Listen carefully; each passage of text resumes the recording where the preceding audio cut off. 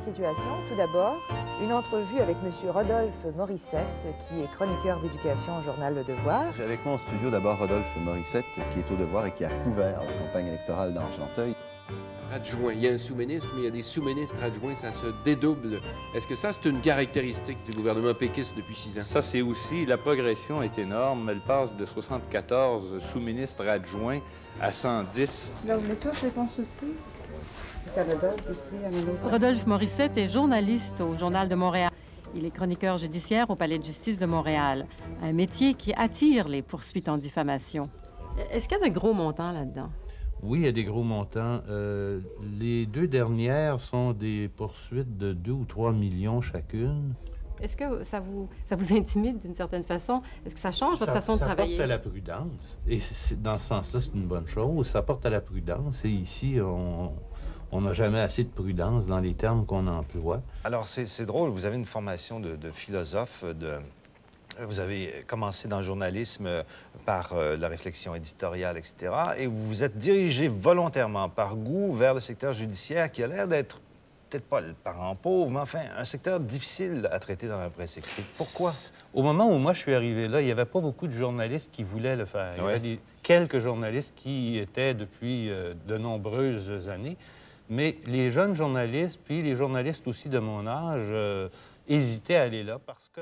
Rodolphe a ouvert le système judiciaire. C'est vraiment quelqu'un qui, depuis des années, a mené une bataille pour avoir l'ouverture dans tous les documents, pour avoir des saisies, des mandats d'arrestation, des actes d'accusation, des dossiers, qu'on a accès aux dossiers civils comme criminels. C'était vraiment quelqu'un qui a pris son métier au cœur. Et ce qui m'a toujours frappé chez toi, c'est ta grande humilité par rapport à tes écrits, par rapport au métier que tu faisais. Alors, c'est un modèle et le métier a besoin d'autres Rodolphe Morissette, mais il y en a très peu. Rodolphe, c'est pas seulement quelqu'un qui était un exemple de reporter judiciaire, c'est quelqu'un aussi qui est le premier à avoir dit en quoi ça consistait, c'est-à-dire de surveiller le pouvoir judiciaire.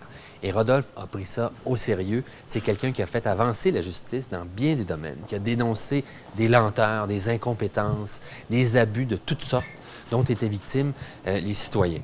C'est pas quelqu'un qui a fait des amis parmi des juges, des avocats, des choses comme ça. Lui, son job, c'était d'être là pour le public. Il m'a fait plaisir de saluer Rodolphe Morissette, qui mérite bien le prix Judith Jasmin que vous lui offrez aujourd'hui. Et je dis ça même si il m'a fait suer à l'occasion, notamment lors de la parution de son livre « Les juges, les mythes qui éclatent, radiographie d'une crise ».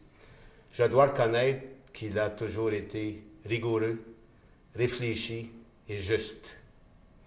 En fait, Rodolphe Morissette a été un aiguillon utile pour la magistrature, en ce qu'il a sensibilisé les juges aux écueils qui les guettent, et avec beaucoup de retard, je viens l'en remercier. Bravo et longue vie.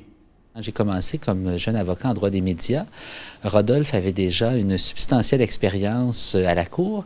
Et donc, moi, je venais ici, justement, dans le local où on voit le bureau de Rodolphe derrière, jaser avec les journalistes. Et c'était toujours très agréable d'échanger avec Rodolphe pour comprendre le métier de journaliste au palais de justice. C'est toujours utile, je pense, pour un avocat de comprendre ce que ses clients font.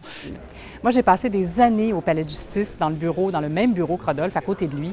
Et régulièrement, j'allais lui tirer la manche pour lui demander ce que voulait dire telle ou telle procédure, ou comment il interprétait tel ou tel jugement. Puis je faisais toujours ça, évidemment, à la fin de la journée, quand on est tout le monde sur nos échéances. Et jamais il m'a rabroué. Au contraire, il m'a toujours expliqué les choses et éclairé. Rodolphe, c'est le professeur de journalisme pour tout le monde au palais de justice. Il n'y a pas personne qui connaissait tous les raccoins du palais. C'est le gars qui était méticuleux, qui fouillait les dossiers, qui suivait les dossiers comme pas un. C'est aussi quelqu'un qui a maîtrisé l'art de l'écriture journalistique à un point qu'on ne soupçonne pas.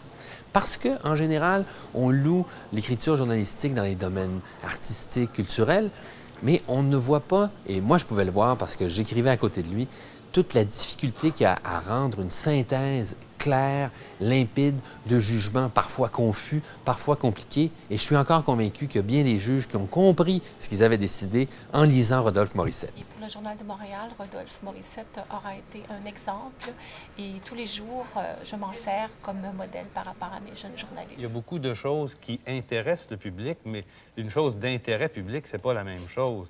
Il y a des choses d'intérêt public qui sont pas faciles à expliquer, qui sont complexes, mais je pense qu'il faut en traiter pour que le public soit informé, parce que le pouvoir judiciaire, c'est l'autre pendant du pouvoir politique dans notre société, et c'est dommage qu'on le couvre beaucoup moins, mais il est de plus en plus influent. Jean-V Dufresne aurait dit de toi que tu es un journaliste de métier, un grand journaliste, humble, intègre, qui n'a pas eu peur de dénoncer un système et qui était un homme droit.